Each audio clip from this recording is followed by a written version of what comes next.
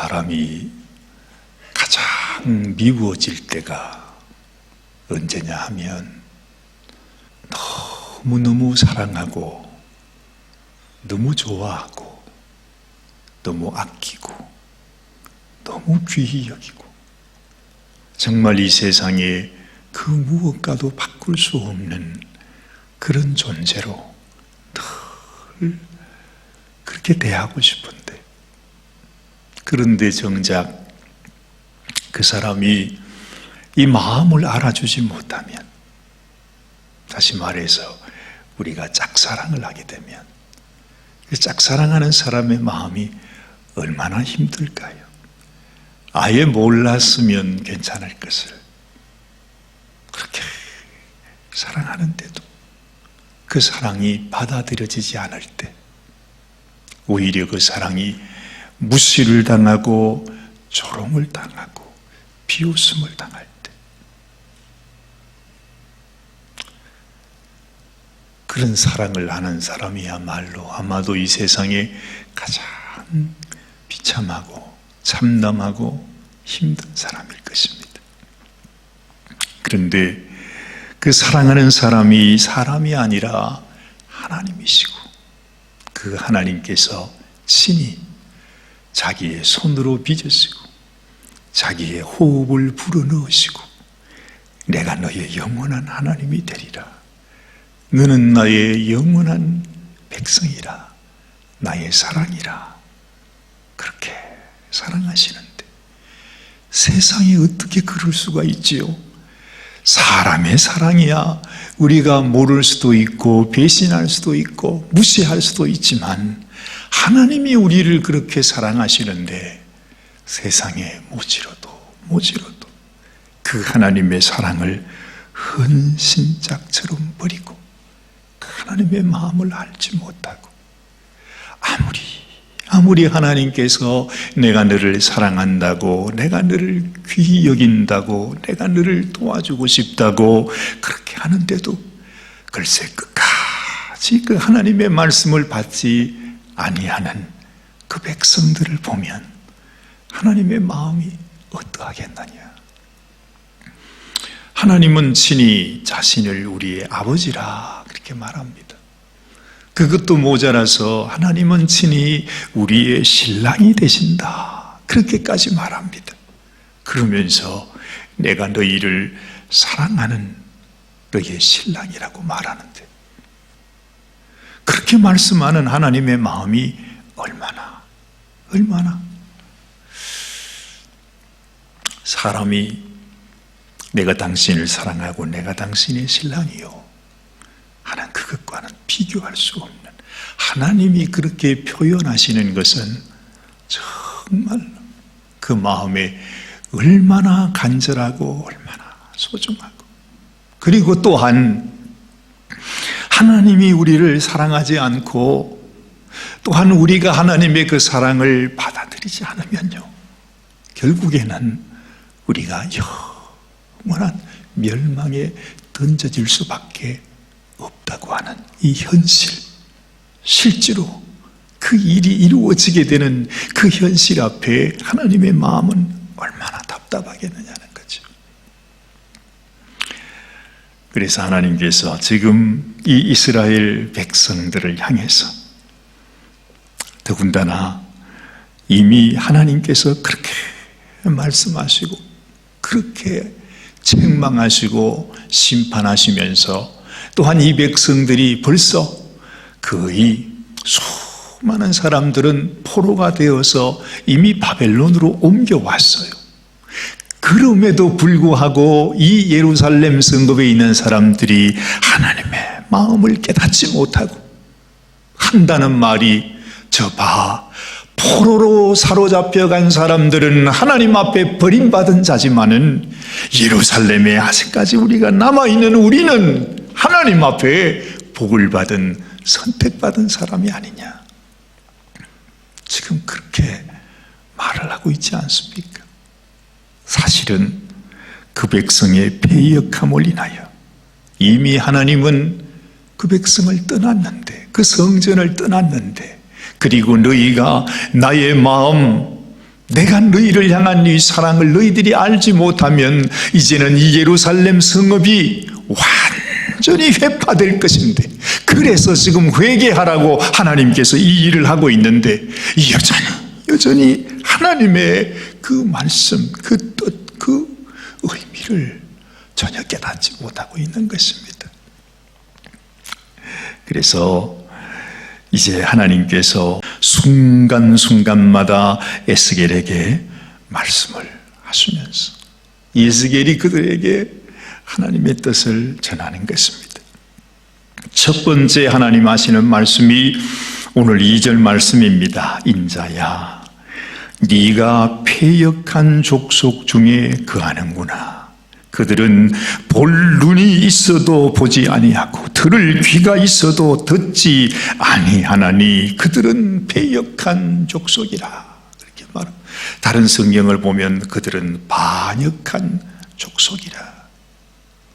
예수님도 그런 말씀 하잖아요.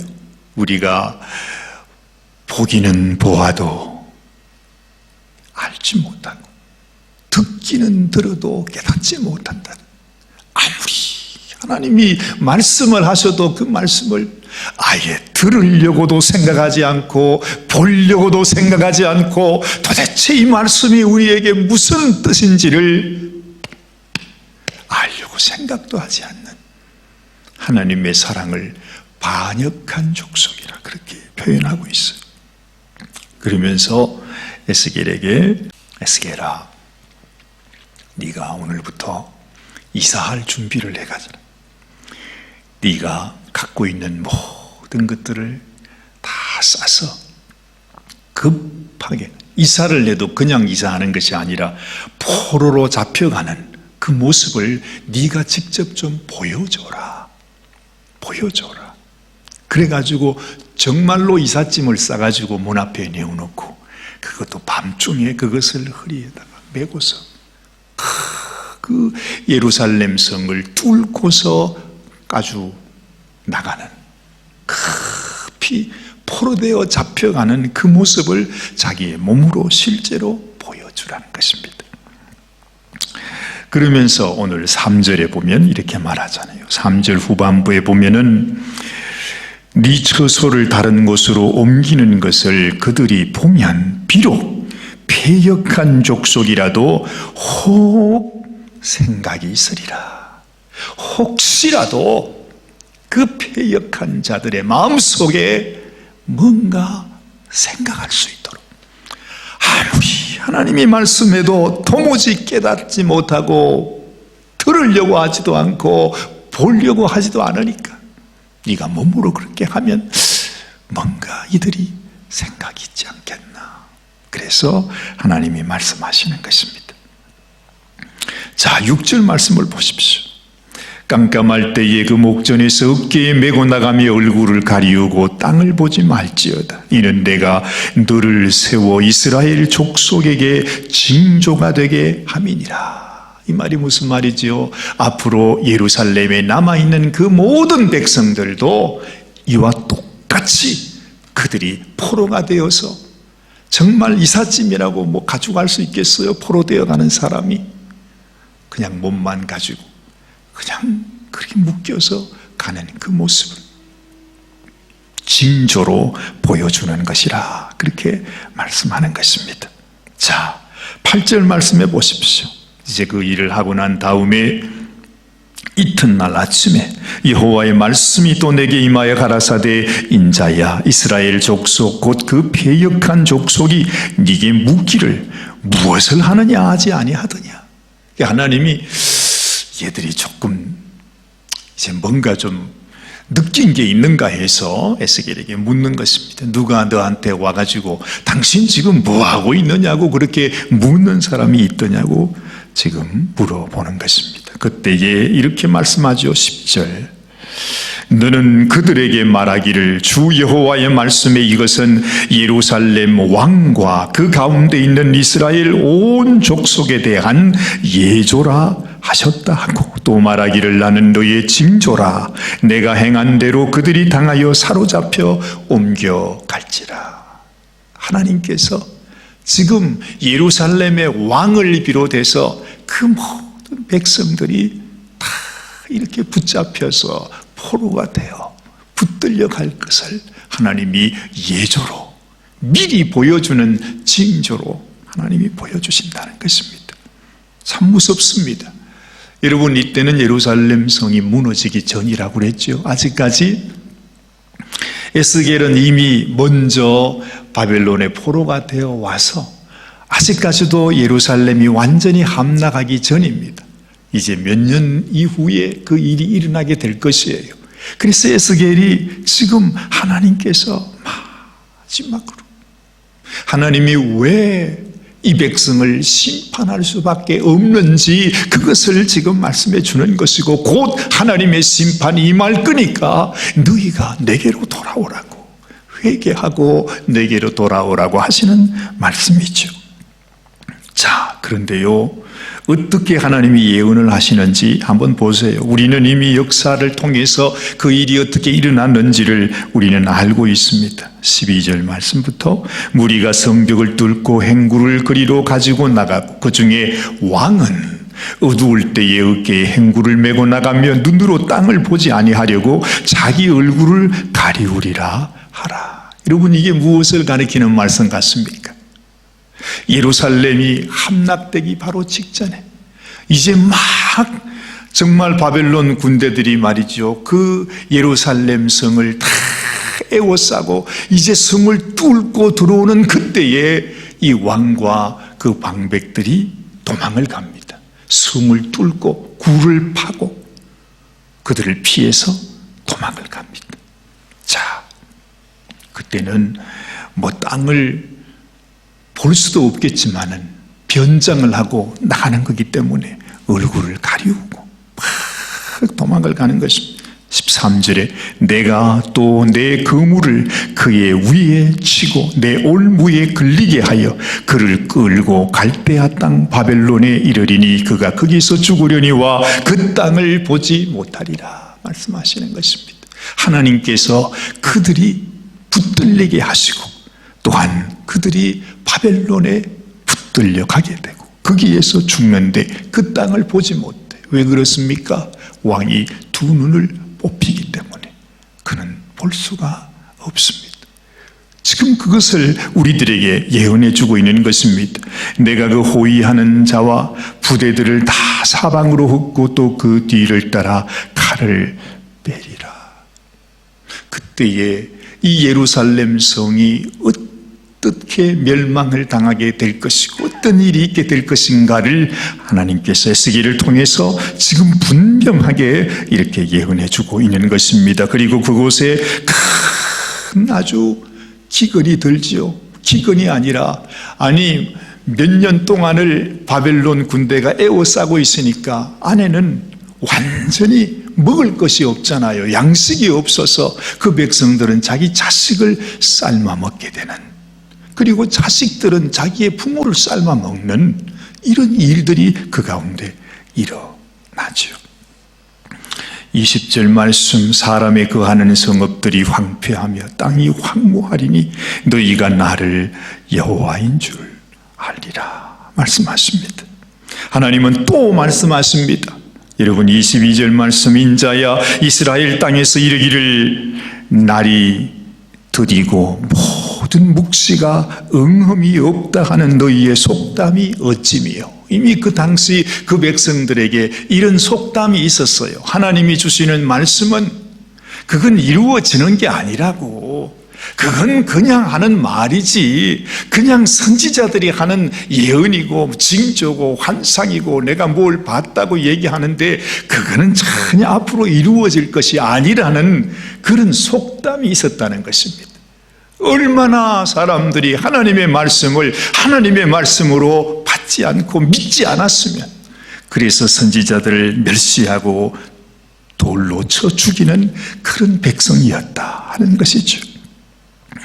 자, 말합니다. 23절, 그러므로 너는 그들에게 이르기를 주 여호와의 말씀에 내가 이 속담을 그치게 하리니 사람이 다시는 이스라엘 가운데서 이 속담을 못하리라 하셨다 하고, 또 그들에게 이르기를 날과 모든 묵시에 응함이 가까우니. 그래요. 너희가 내가 하는 이 말이 응하지 않을 것 같으냐? 내가 하는 이 말이 그저 오랜 후에 될런지 말런지 그게 내가 알게 뭐냐? 그렇게 받아들일 정도로 하나님 주시는 그 말씀이 너희들에게 그렇게 여겨지더냐? 지금 하나님이 그 말씀을 하시는 것입니다. 자, 25절 말씀을 보십시오. 나는 여호와라. 내가 말하니니 내가 하는 말이 다시는 들리지 아니하고 응하리라. 패역한 족속아, 내가 너희 생전에 말하고 이루리라. 나 주 여호와의 말이니라. 자, 여러분, 이스라엘 백성들에게도 이런 속담이 있었고 하나님의 말씀을 이렇게 여겼습니다. 패역한 족속, 하나님의 살아계심, 그 하나님의 엄위하심, 하나님께서 이 모든 천지 만물을 지으시고 다스리고 또한 하나님의 때에 이 모든 세상을 심판하신다고 하는 이 말씀이 지금 우리들에게도 사관님이 그렇게 말씀하셔도 언제 그런 일이 있어요? 예수님이 우리의 신랑이 맞기는 맞지요. 그렇지요. 하나님께서 온 천지를 지으신 하나님이시지요. 그래도 예수님이 모기는 언제 와요? 이제 오랜 후에 때가 되면 뭐 그런 날이 있을 수도 있겠지요.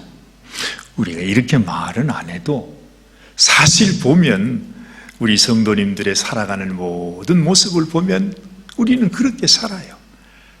예수님이 무슨 언제 올 것인가?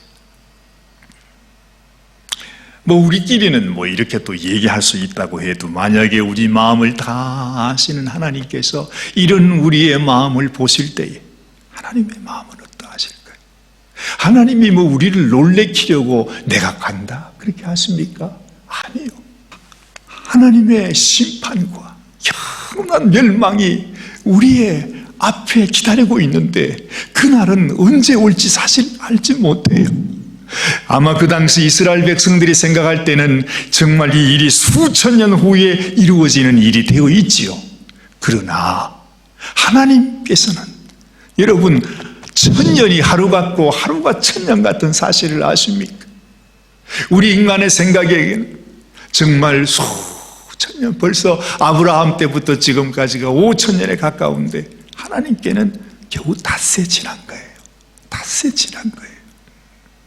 하나님이 한 영혼이라도 하나님을 알고 하나님을 믿고 하나님의 약속을 따라 하나님 앞에 돌아오기를 간절히 기다리는 마음, 자기의 아들까지 십자가에 매달아 죽이시고 지금도 기다리시고 계신 거예요. 그것이 닷새일 수도 있고 5천년일 수도 있고 5만 년일 수도 있겠지요. 사람의 생각에 따르면. 그러나 하나님의 말씀은 분명히 이루어지리라. 하나님은 말씀하시는 것입니다. 이 백성들도요 믿지 않았어. 너희가 예루살렘 성전이 회파되리라, 무너지리라 믿지 않았어요. 그들이 하나님의 마음을 알지 못하면, 우리가 하나님의 그 심정을 알지 못하면 이 세상에 성전 아니라 성전 할아버지라도 아무 소용이 없습니다. 이미 하나님은 예루살렘 성전이 아니라 하나님께서는 우리를 하나님의 성전 삼기로 원하시는 거잖아요. 그 예루살렘 성전이 뭘 의미하는 것입니까? 내 안에 좌정하셔서 나의 하나님이 되시는 바로 그것을 우리들에게 보여주시는 거거든요. 내 심령 속에 하나님을 모시고 내 심령 속에서 내가 하나님을 섬기다가 주님께서 내 육신이 무너질 때에 내가 하나님의 나라에 영원히 함께 거할 수 있는 하나님의 백성으로 살게 되는, 우리는 지금 상상조차 하지 못하지만은 그러나 하나님께서 그 계획을 가지고 우리에게 그 은혜를 주시려고 하고 있단 말이죠. 그런데도 우리는요 보려고 하지도 들으려고 하지도 깨달으려고 하지도 믿으려고 하지도 않아요. 이제 날이 가까웠는데 정말 가까워요. 우리는 이스라엘 백성들은 그래도 닷새라도 아직까지, 아니 이때는 뭐 그저 한 이틀 남은 겁니다. 지금 우리는요, 이 세상 사람들도 말하지요. 지금 이 세대를 시계로 이렇게 맞추면은 지금이 이제 12시가 이 세상의 종말이라면, 이거는 하나님 믿는 사람이 하는 얘기가 아니에요. 이 세상의 과학자들이 모든 면에서 모든 것을 종합해 볼 때에 지금은 12시 한 2분 전, 마지막 남은 시간이 2분 남았다는 것입니다. 그것이 2년이 될지 20년이 될지 그건 하나님만 아시겠지만, 어쨌든 우리는 너무너무 가까운 시대에 살고 있는 것입니다. 하나님께서 안타까운 마음으로, 하나님이 언제 우리를 찾아오시든, 이 세상의 심판이 언제 임하든, 사실 여러분 그건 우리하고 상관이 없어요. 왠지 압니까? 우리 인생은 오늘이라도 끝날 수 있으니까. 그 심판의 날은 오늘 아침이 될 수도 있어요. 누가 알아요? 아무도 몰라요. 그래서 우리가 예비하라는 것이죠. 그래서 이사할 준비를 하라는 것이죠. 하나님이 우리를 너무 아끼고 사랑하기에 그 말씀을 하고 계신 것입니다. 이 말씀은 여전히 우리들에게도 말씀합니다.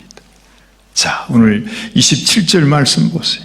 인자야 이스라엘 족속의 말이 그의 보는 묵시는 여러 날 후의 일이라. 그가 먼 때에 대하여 예언하는도다 하나니, 그러므로 너는 그들에게 이르기를 주 여호와의 말씀에 나의 말이 하나도 다시 더디지 않을지니 나의 한 말이 이루리라. 다시 말씀하십니다. 지금 이때는 불과 그 예루살렘 성전이 무너지기 몇 해 전입니다. 눈앞에 이 하나님의 일이 이루어져 있습니다. 여러분, 지금 하나님의 이 말씀은 우리들에게 또한 신약 성경의 베드로 사도를 통해서 똑같은 말씀을 우리들에게도 하십니다. 한번 찾아보세요. 베드로후서 3장 말씀을 한번 보십시다. 우리가 잘 아는 말씀이지만은 이 말씀과 함께 우리가 말씀을 보면, 아, 그렇구나. 하나님께서 우리들에게도 이 이스라엘 백성들을 향하여 주신 이 말씀을 우리들에게 하고 있음을 알게 되는 것입니다. 자, 베드로후서 386페이지입니다.